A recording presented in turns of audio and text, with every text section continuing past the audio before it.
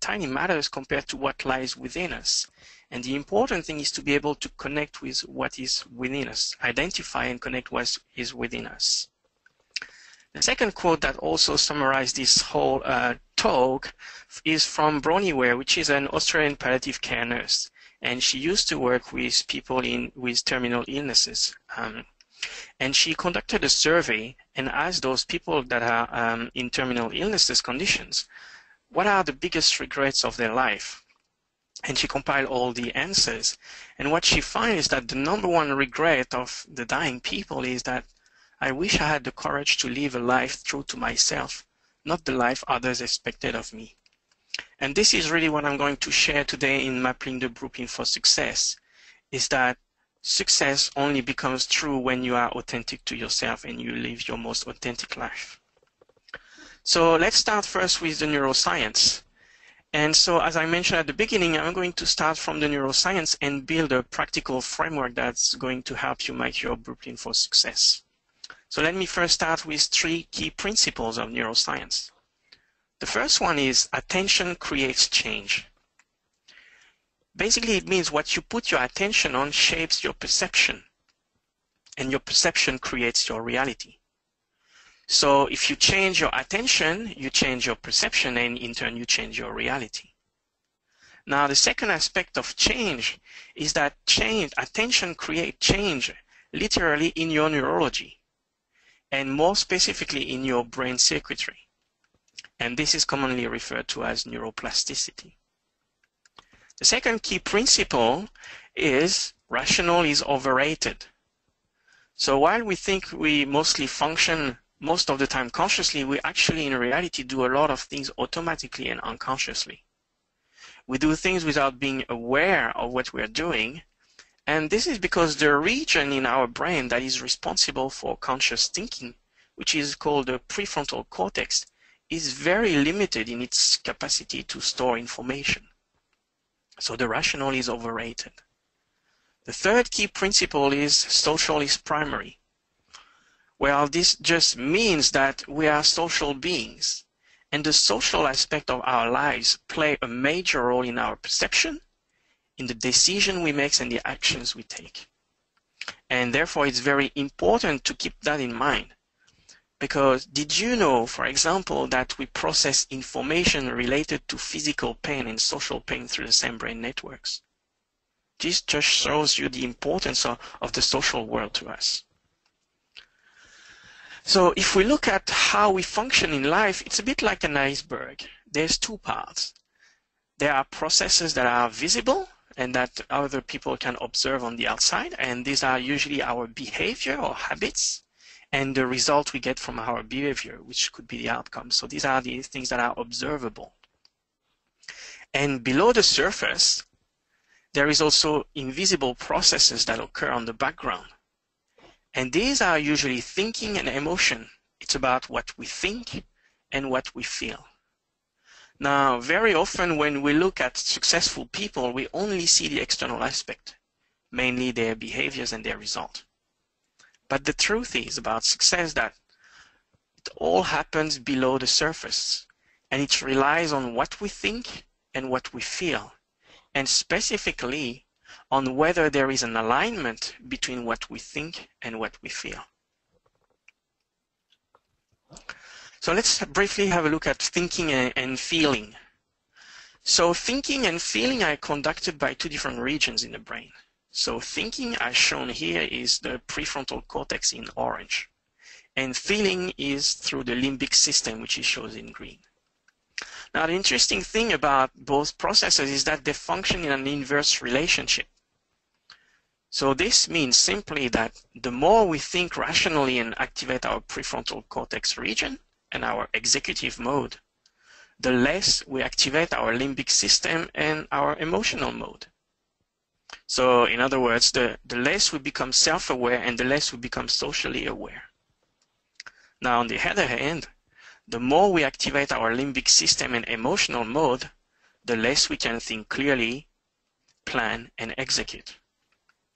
So the key to success is to be able to maintain a balance between the 2 modes and not to go to the extreme on each or the other one. It's about developing both aspects, the executive mode and the social mode, emotional mode, and that both rational and emotional are required for effective functioning and decision making. And they're also required to achieve results and success. So emotions are necessary for us to determine the value of certain things or people and to put values on our choices. A governing principle of the brain is that we tend to move away from things that we label bad or negative, and we tend to move toward things that we label good and positive. We also move away from pain, challenge, difficulty, uncertainty, and ambiguity, and we tend to move towards pleasure, support, ease, and certainty. So now that we know a little bit better about the brain, let's have a look at what prevents most people from achieving success, what is holding them back. And there's basically three main things that are holding people back from success. The first thing is a lack of focus and attention. So in our current society, there's a lot of information coming in all the time, and there's a constant stimulation. And it is very easy to get distracted. So the challenge is to keep our attention focused for a long enough period of time to achieve something that can be a challenge.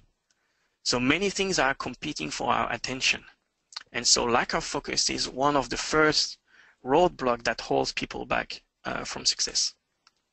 The second one is our emotional baggage. For example, fear, shame, guilt, or maybe self-doubt. Strong negative emotion can hold people back from achieving their goals. And the inability to regulate and manage our emotion represents a major roadblock. Now, ambiguity and uncertainty in our complex world can also trigger some fears. In the case of shame and guilt, they often lead to low self-esteem and a lack of confidence in tackling issues. And all these depends on our perception and how we interpret our reality.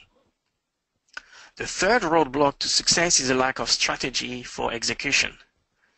It basically means not having clarity or enough detail about the steps and actions required to achieve a certain goal. It's basically having a lack of plan.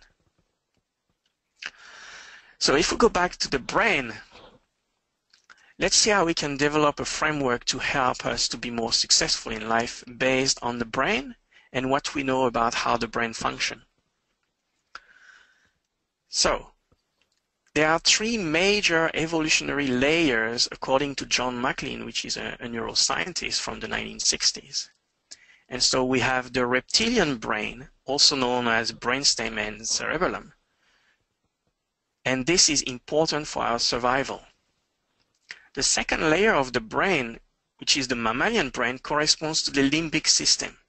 And this region is important for processing emotions. The most recent layer of the brain, also called the neo-mammalian brain, corresponds to the neocortex, and it is involved in higher order thinking. Now, if we go back to the primitive, the reptilian brain and the brainstem is the most ancient part of the brain from an evolutionary point of view. This region is related to our survival needs, our instincts and impulse and behaviors. And it also includes the fight or flight response. In other words, it's our instinctual brain. And what is most important for this part of the brain is the next step. It's about having clarity of the next step that is required for us to survive. The second layer of our brain is our limbic system. And this region processes information related to emotions and social interactions. Some people call it our emotional brain. This region is involved in the information of our memories, our desire, and also the ability to develop empathy and relate with other human beings and animals. Finally, the most recent layer of the brain, the third layer, which is the neocortex, and this region is very much involved into higher order thinking, such as problem solving, rational thinking and planning, language, and conscious thoughts. Some people call it our rational brain. It's involved in setting goals, developing a vision, and also in existential thinking such as meaning and purpose.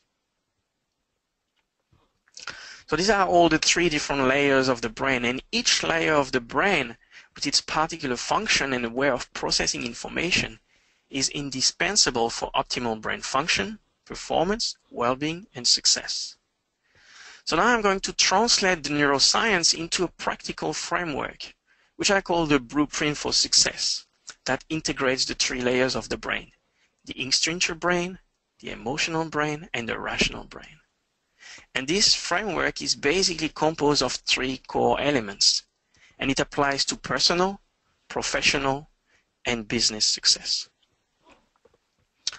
So instead of starting, as I said, from the most ancient part of the brain, I'm going to start with the most recent part of the brain. And we're going to start with the neocortex. And the first element of this framework relates to our rational brain. And it's what I called our core identity.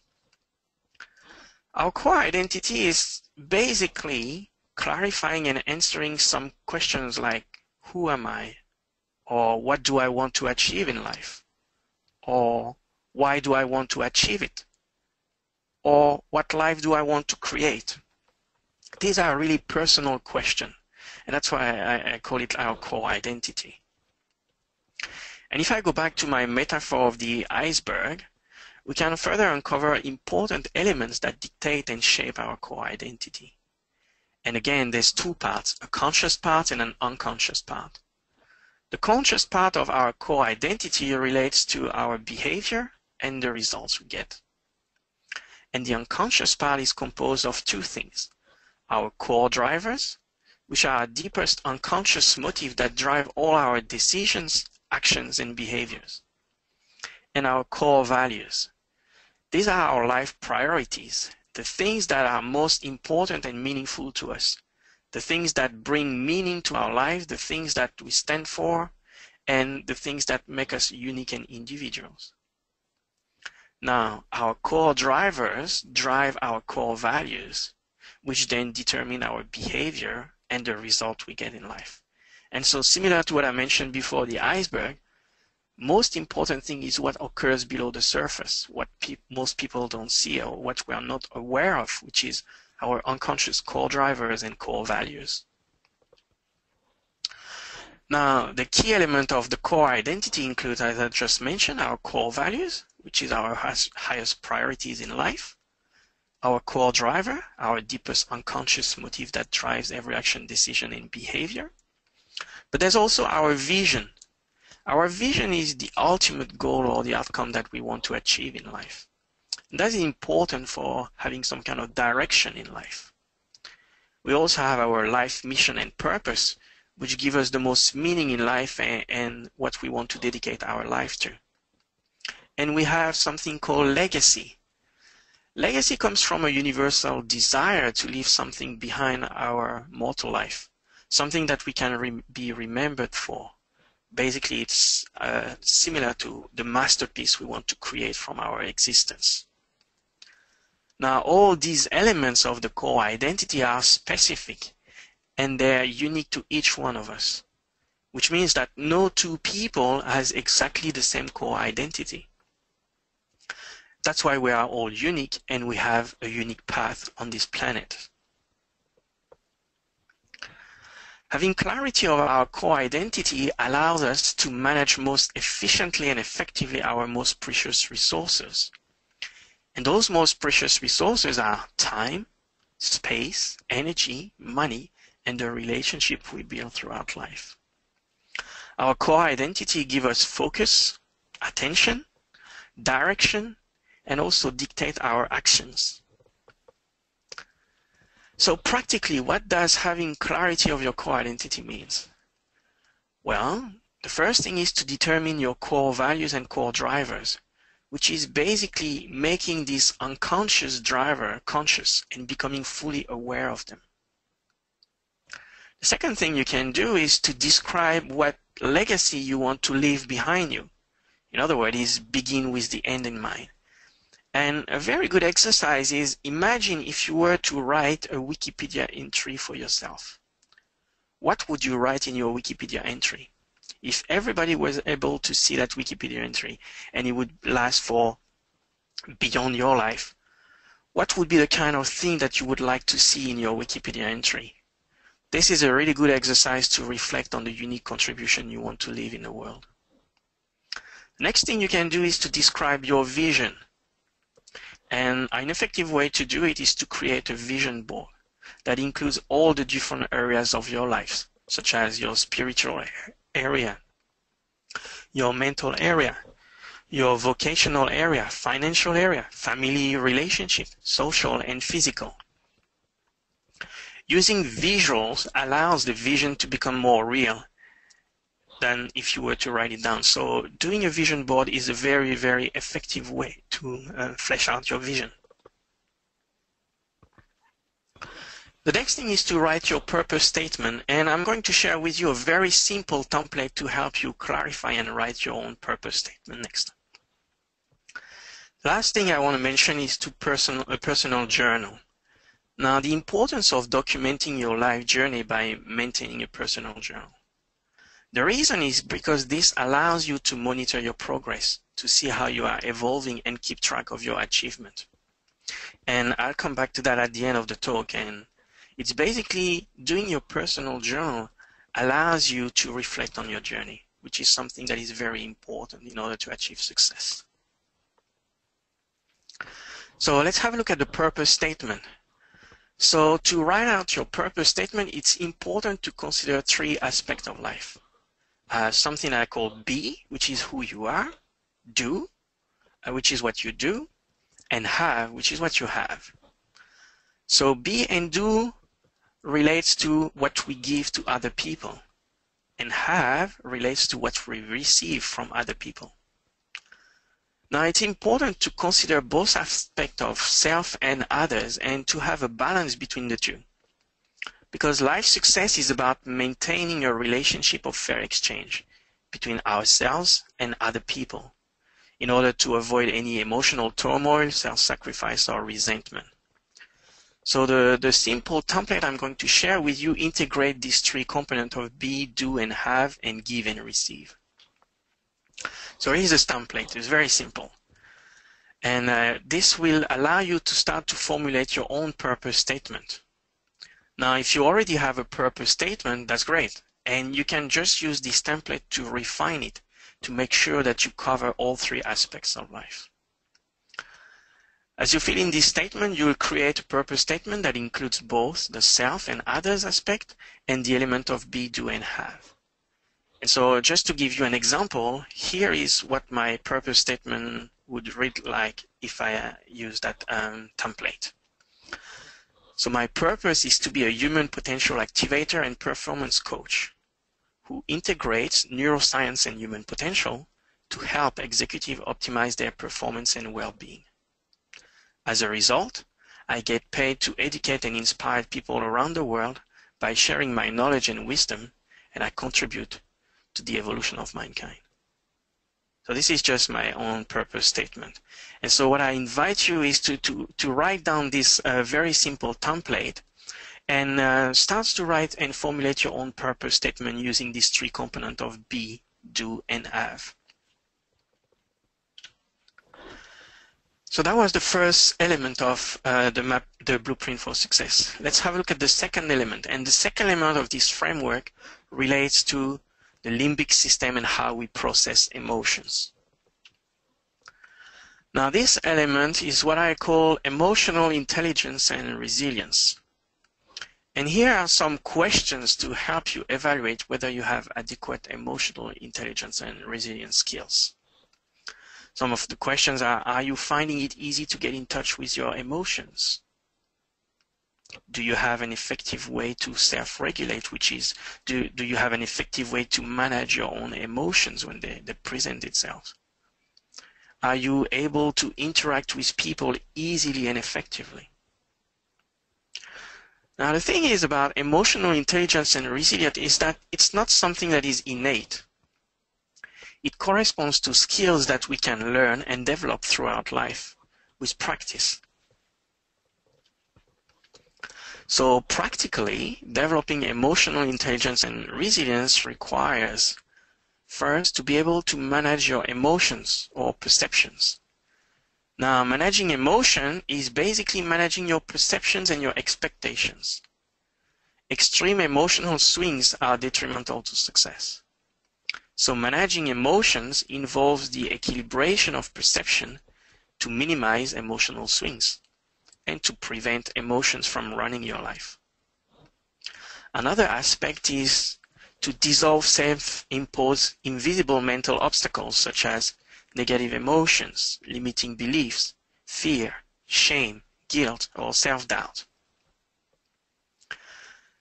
The next one is knowing how to interact with other people and being able to empathize by adopting other people's perspective or point of view.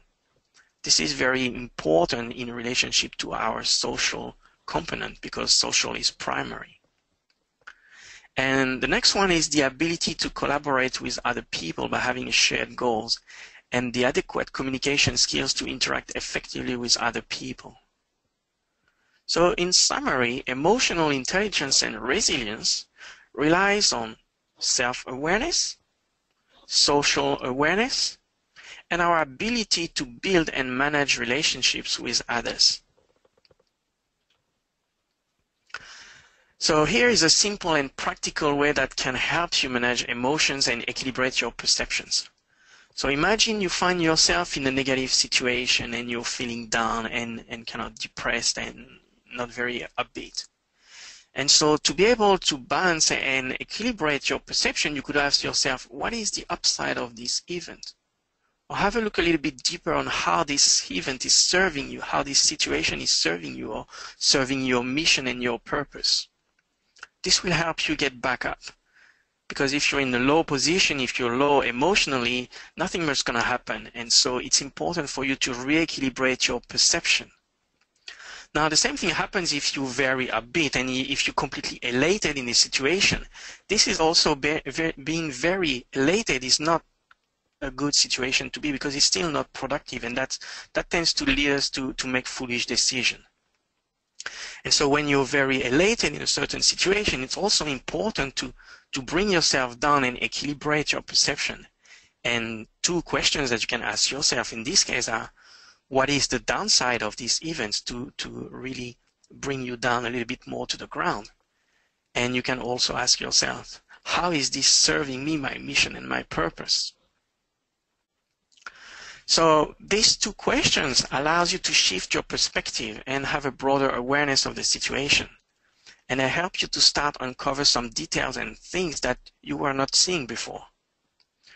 You can regain a new appreciation for that even a situation, whether the situation is good or bad, as you primarily labeled it. And you can now see how it is serving you and helping you fulfill your mission and evolve as an individual. So these are very simple questions, but very powerful questions to help you manage your level of emotion and regulate your perception so you become more stable emotionally. Now there's another tool also, very simple tools that you can use to help manage your expectation and also equilibrate your perception. When you find yourself in a challenging situation or, for example, in a conflict situation. And this is something that I call perceptual position. And these simple tools allow you to shift your perspective from yourself, your own point of view, to the other person's point of view, or to a neutral observer, a person that's not involved in the situation and is neutral. And it's basically the ability to adopt and look at the situation from this different point of view, either the self, others, or the observer. And this allows you to detach from the heat of the action and helps you better understand the situation. So you can have a bird's-eye view of the situation and also consider the same situation from different points of view. Now this very simple tool is very, very effective when you are dealing with conflicts because it allows you to consider different thoughts, different feelings, maybe what you might say or how you could say something in a different way, and what kind of action may be more appropriate to that situation. And so this model of perceptual position allows you to really improve your communication, resolve potential misunderstandings, and as a consequence, it also helps you achieve better results that could benefit everyone involved in the situation. because it gives you a greater perspective. And I have a quote about perspective, and my quote says like, your perspective creates your life. It dictates your experience and your level of satisfaction. And so having that flexibility of being able to change your perspective from yourself, from someone else, or from an observer can really make a big difference in your life and how you feel about a certain situation. So, the third aspect of the model relates to the instinctual brain, and in particular the next step. And that's what I call authentic strategies. Now, authentic strategies are strategies that are most aligned and congruent with who you are.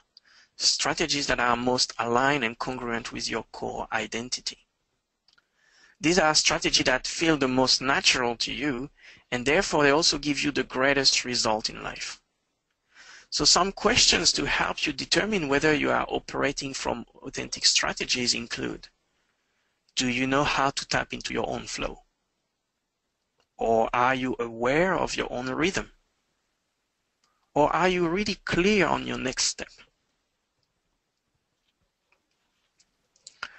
Some ways to develop authentic strategies involve optimizing your environment, both your physical environment and your social environment. Being aware of your own rhythm instead of trying to adopt someone else's rhythm. Now, I have a very personal little story about following your own rhythm, and I'm not going to go into detail here, but if you're interested to read about it, just simply go to my website, masterytosuccess.com.au, and check out my blog entry of today called Follow Your Own Rhythm. This is going to give you a deeper understanding and the importance of becoming aware of your own rhythm and how your own rhythm is really crucial in determining your level of success. The third aspect is to focus on your highest priorities. Make sure you focus on your highest priorities, which are the things that are most important and meaningful to you. In other words, your core values. And because these are the things that gives you the greatest reward in life. And the last point, which is leverage the power of collaboration, it's about being able to structure your actions and strategies to involve other people through collaboration. You know, in our modern society, success is a team effort, and it's not about trying to be the Lone Ranger, but instead it's about capitalizing on other people's skills and strengths to complement yours and fast-track your success. It's about cooperation and collaboration and being able to harness the power of the many. So some simple example includes removing distractions. Now there's many types of distractions. You can remove digital distractions such as social media and chats, which tend to consume a lot of time. But there's also like bright shiny objects, which could be sometimes physical distractions or toys. So it's important to, whenever you want to be productive and achieve something, you need to be able to achieve a long enough period of focus time. And so removing distractions is an important point.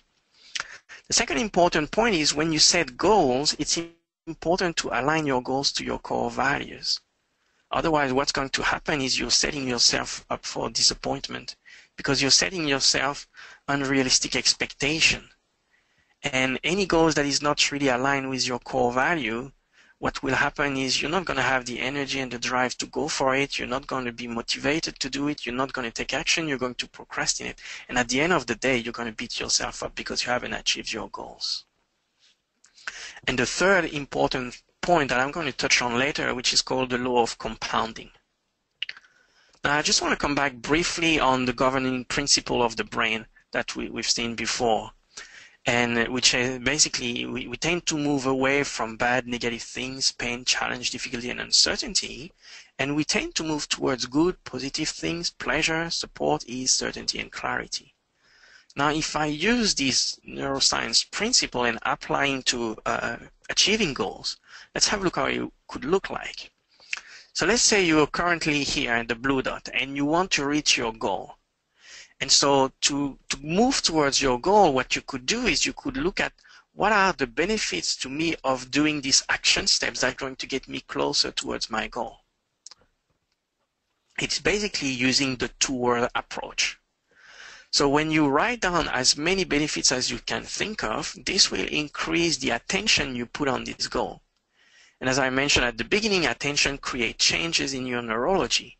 So this will help you create new brain circuitry to facilitate the change you want to accomplish by neuroplastically helping you rewire your brain circuitry to move in the direction of your goal. So this will increase the probability for you to achieve your goal. Now, as I mentioned before, what is very important is that the more your goal is aligned with your core identity, the more you'll be able to identify and come up with some benefits. But you can also use the other side, which is you can also do a push side, which is looking at what are the drawbacks to me of not doing these action steps. So basically listing what are all the drawbacks you can think of staying in the status quo, not doing anything. Now, when you combine the approach of writing benefits toward and writing drawbacks of the status quo, what you do is you consciously and actively rewire your brain to increase the chance of achieving your goal. Now, this seems like a very simple exercise, but I guarantee it's a very, very powerful exercise, and you can really shift the behaviors and achieve a lot of things just by doing these two steps, writing benefits to move towards your goal and writing drawbacks of not doing any action. Because this exercise allows you to tap into the governing principle of the brain, and it uses it in a practical way to fast-track your success by tapping into the plasticity of your brain and expanding it and exploiting it with volition.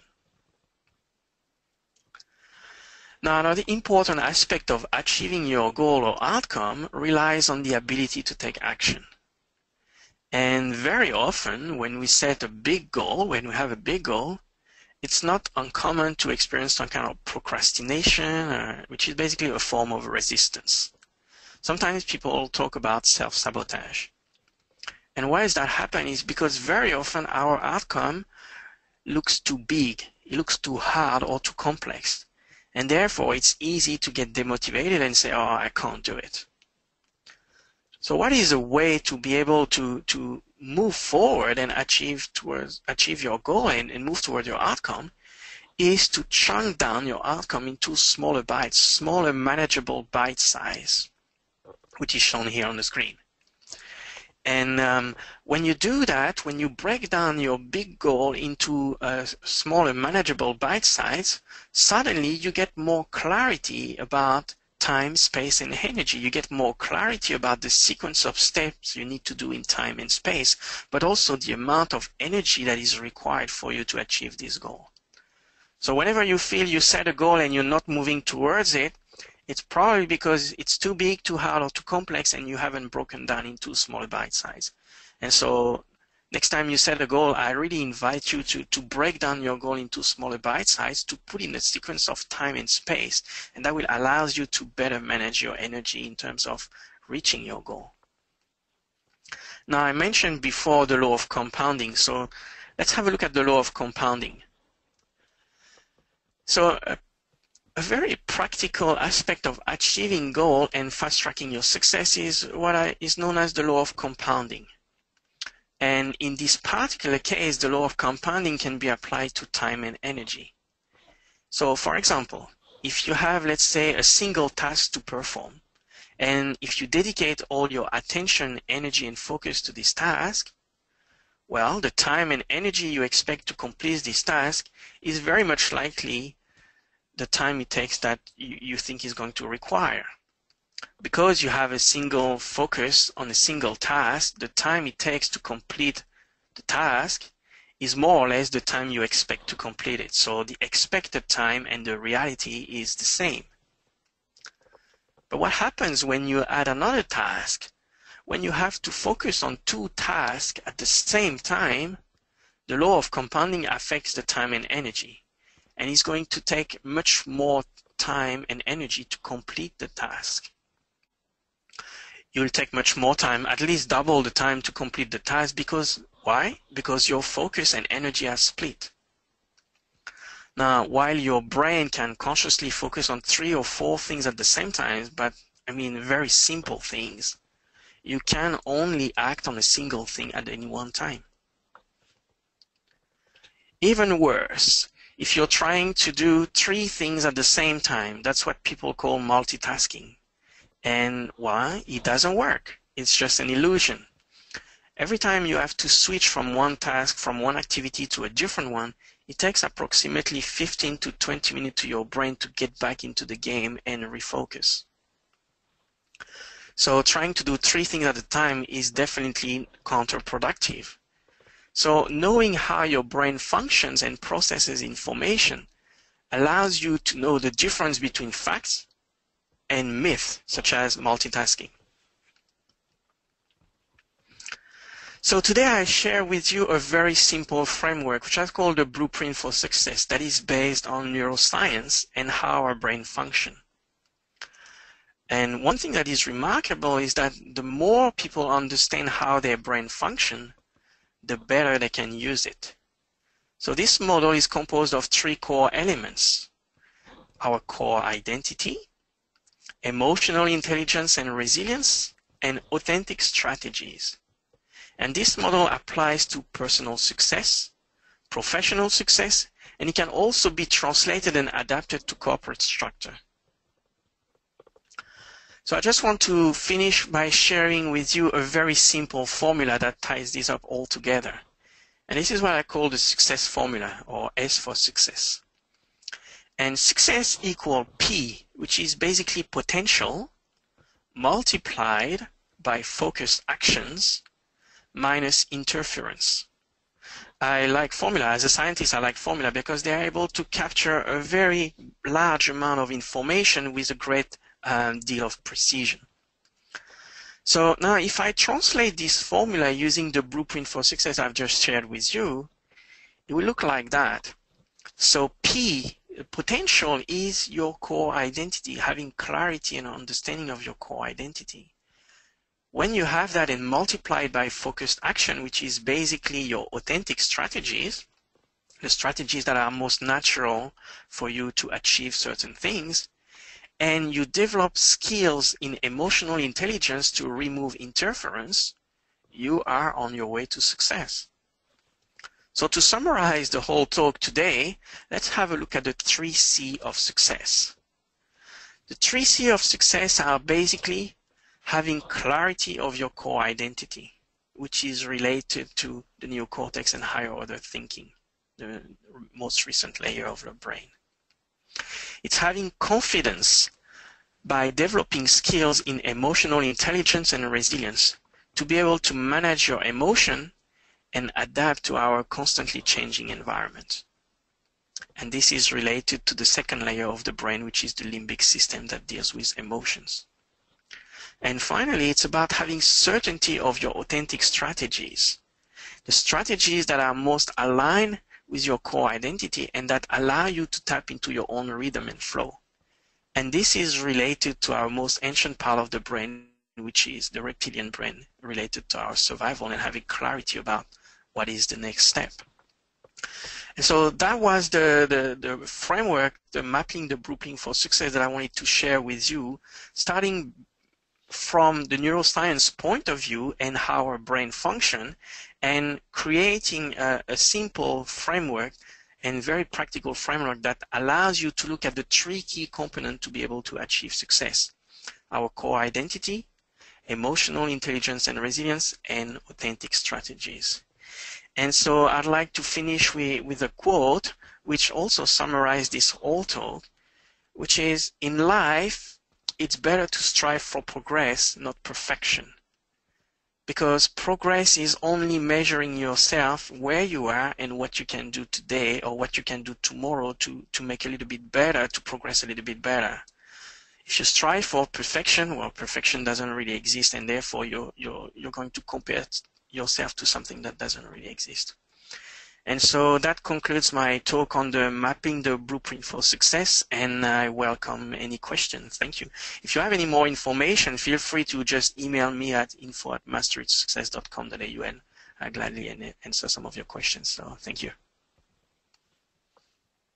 Thank you, Mr. So Oliver, now, for a very interesting presentation. Folks, we are open for the question and answers. You can either put your question in the chat box or you can raise the hand icon available on your webinar console. So we have one question from the attendees. So let me go straight ahead and ask the question. What happens if the blueprint that was created doesn't respond in the same way as predicted? so basically the blueprint you created yourself. And so to be able to create that blueprint is to get a greater understanding of who you are. And so it always starts, to be able to map the blueprint for success is always starting with getting clarity of your core identity, who you are, what's really important and meaningful to you, what drives your decision, actions, and behavior. Because once you understand that, you can create strategies that are completely aligned and congruent with that. The chances, if something is not working for you, is because you're not quite clear on who you are, you don't quite have the correct strategies, or you're missing one of the components, which is, it could be the ability to manage emotions or perception, or the ability to handle change or overcome limiting beliefs. So these three core elements is not like one or the other. All three are necessarily and required to achieve success.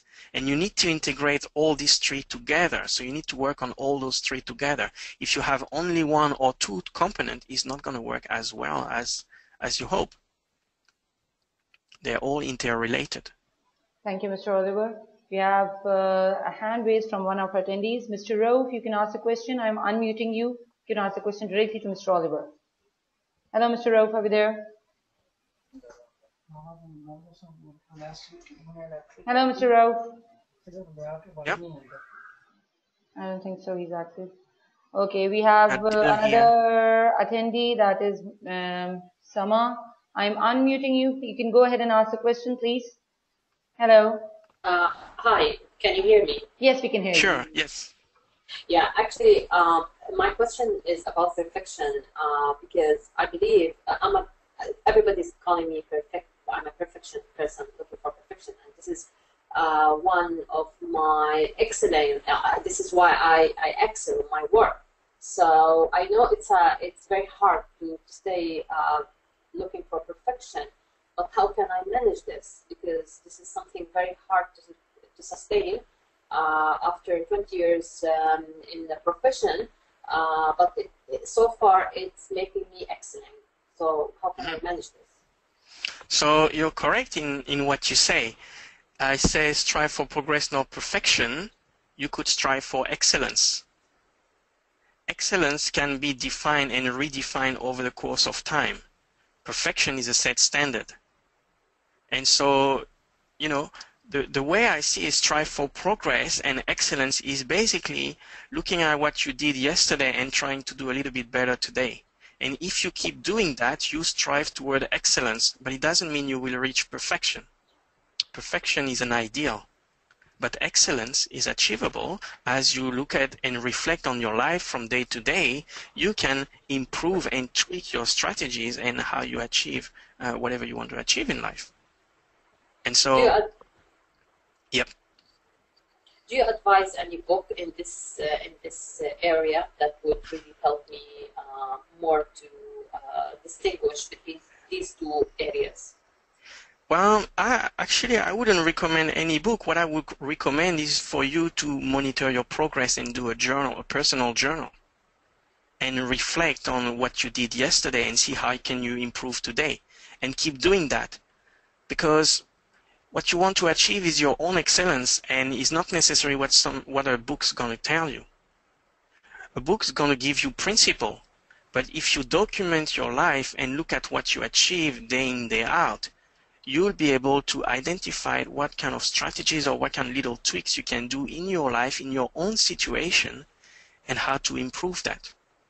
So there's not like a recipe for excellence. There's not a recipe. The best way is self-reflection and looking at what your life demonstrates, what you do, and refining how you can improve that day in, day out. And so, thank you for answering. This is a great answer. You're welcome. Thank you, Ms. Sama, for asking the question. Thank you, Mr. Oliver, for answering the question. We have another one, and we go straight to another question. And the question is, how can we identify our unique potential and optimize our performance and success accordingly? Well, identify your unique potential basically it comes down to core identity, and it's about identifying what is most important and meaningful to you and identifying your core drivers. As I mentioned, these core drivers and the core value are mostly unconscious. These are things that we do automatically, and so we're not aware of it. And so there is some processes to help you dig that out and make it more aware of it. And so that's usually what I use when I do consulting or coaching with people. I help them uncover their core driver and their core values so they become conscious of it and they can see it. They're already doing it in their life, but they're not seeing it because they're unconscious. Now, on the conscious side, what is important is to get some clarity on what you want to achieve in life, and it's basically your vision, your purpose, and your mission. These are things that you can work on consciously towards and refine it. And it's just simply asking the question, okay, at the end of my life, what do I want to have achieved? Or what is the thing I'm moving towards? What is my vision? What would you like to achieve in 5 years, 10 years, 20 years time? Or what legacy do I want to achieve? And it starts to, think about it and see what comes up. There's no right or wrong answer. We are all different, so there's no one thing set in stone. But it's about self-reflection, asking yourself the questions. Most people never ask themselves those questions. And so if you start to ask the questions to yourself, you will come up with some answers. And it's a process, it's a journey. It's about refining the answer more and more clearly. My mission and my purpose, when I started to formulate it, it was very different from that. And, just to give you an example, in the last 2 or 3 years, I probably tweaked my purpose statement like 10, 15 times. And change a little word, change a thing. As I get more and more clarity about who I am, I refine my purpose statement to make more and more congruent with who I am and who I am becoming. And so I would say the first thing you can start to do is, have a look. What is your vision for your life? What do you want to achieve? What is your mission? What is your purpose statement? Using the little template I shared today to write your purpose statement is a great start because it forces you to ask the questions. What do I want? Who do I want to be? What do I want to do? And what do I want to have? These are basically the 3 major aspects of life. And then, to go a bit more details into the core drivers and core values, it's just basically using the help of someone like me to help you uncover those unconscious motives. Thank you, Dr. Oliver. We have another question from Sarah. The question is, how can we measure and know that we are truly successful and in the right direction? It's very interesting because success is a personal definition. There's no one definition for everyone, and success is very personal. And I would define success as when you are able to achieve what is most important and meaningful to you, you are successful, and you'll know it. And so success is not about fame, success is not about money, it's not about influence or anything. It's about being able to do every day something that is deeply important and meaningful to you, and being able to live that every day. Once you live that every day, 2 things happen. First, you know that you're on purpose and in mission. Second, you'll have the energy to continue to move forward, because this will give you a lot of energy inside to motivate you to continue to work towards what you want to achieve. And so there's no real one definition of success. The best definition I would say is that your life's work is reflected in the work you love doing. And so if you try every day to do something that you really love doing, that is really important and meaningful to you, you have success. Great. Thank you, Dr. Oliver. We have another one, and the question is, any real-life example that you can share with us to help us gain confidence on the fact that this process actually works? Yeah, well, basically, core identity is very important, because if you don't have understanding of your core identity, you don't know where you're going. And so what the consequence of not knowing that is that you're going to start to do many things and not being successful at it. You won't achieve. For example, if you don't have any clarity on your core identity, most of the goals you're going to set you won't achieve. You will only achieve the goals that are really aligned with your core identity, because that's what drives you to do things. It drives your decision, your thinking, your actions, and your behaviors. So let's imagine, for example, in my coaching, I work very often with people that want a lot of money. They want to be successful and financially independent. However, they're not. Why? It's because money is not really a core value. And so there is some exercise we can do to help raise the value of money for those people to get closer to financial independence. But if you try to be financially independent and money is not in your core value, you're going to beat yourself up, because you're never going to get financial independence. And this applies to anything. If you want to be a #1 athlete sport, if you want to be a very good sportive, but exercise and training is not in your core values, you will never reach a level of success that you hope for. So core identity it's not something that works, it's something that just is. It is just the way it is. Every successful person have really a good clarity about their core identity, and they design their actions and behavior around those, because they are congruent. Anytime there's something that is incongruent, it leads to failure or the lack of success or not being able to achieve certain things.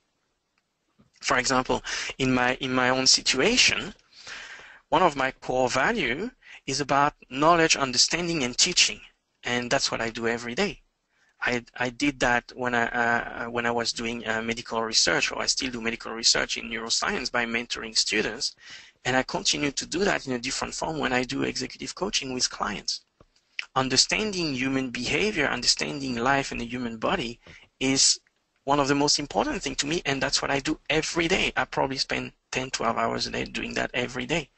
And when I do that, it doesn't feel like work. It's fun. So another important parameter is when you're doing something and you feel it's hard work and you find it hard to motivate you, that very thing you're doing is not high in your core value. It's not part of your core value, and you're just struggling with it. But when you do something that feels fun, that gives you energy, that you feel alive doing, and you have a lot of motivation, and time flies and you don't see time, it's because you're doing something that is aligned with your core value or is part of your core values.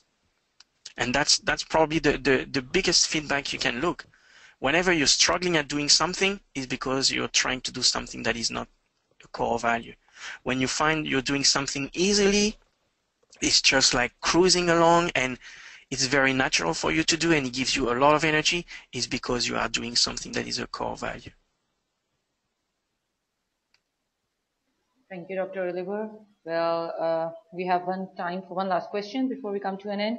And the question is, how can we know that the goals we are setting are realistic?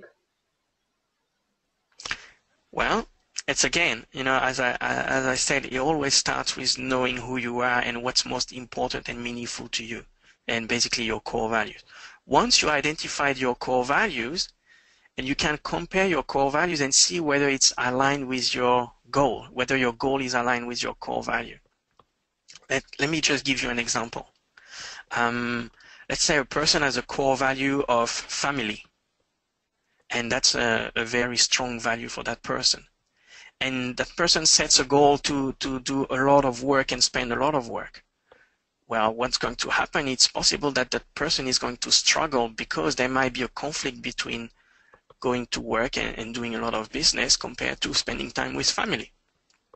So whenever you set yourself a goal and you feel that you're struggling to achieve it, you're not reaching out, you don't have the energy, or maybe you find yourself you're doing some self-sabotage, or you're just procrastinating, is because the goals you set is not aligned with your core values.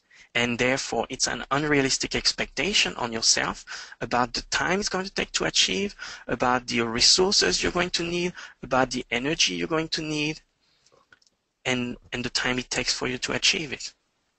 And so any goals that you don't achieve or you're struggling to achieve and move towards, it's in a sense an unrealistic goal because it's not aligned with your core values. Thank you, Dr. Olivier. Well, that brings us towards the end of this webinar. Any concluding remarks from your side before we dismiss this session? Well, I just would like to thank you and thank GBNTC for the opportunity to share some ideas around success. And I would like to thank the participants for their great questions. And I hope I was able to give you a little bit more clarity about the 3 core elements of success. And as I said, there's no set in stone definition of success. Success is something that is very personal and is different for everyone because it involves core identity, which is unique to everyone. It involves authentic strategies, which is unique to everyone, and also our abilities to manage and cope with emotion and build relationships. So success is a very personal journey. Thank you, Dr. Olivier. Folks, I'd like to inform you that in case if you want to reach directly, if you want to reach Dr. Olivier directly, you can reach him on the contact address that is mentioned on the screen, that is info@masterythesuccess.com.au. With that, once again, I'd really like to thank you, Dr. Olivier, on behalf of Gulf Business Network Training Center for your valuable time and sharing valuable information with us. And thank you all of those who've attended this webinar. We are recording this webinar and it will be uploaded on our website. So please stay tuned to webinar.gbntc.com for updates or for downloading the soft copy of this presentation. With that, I'd like to end the webinar and you all will be automatically dismissed once this session ends. Thank you very much and you all have a good day. Thank you, Dr. Olivier. Thank you. Thank you. Take care. Bye-bye. Bye-bye.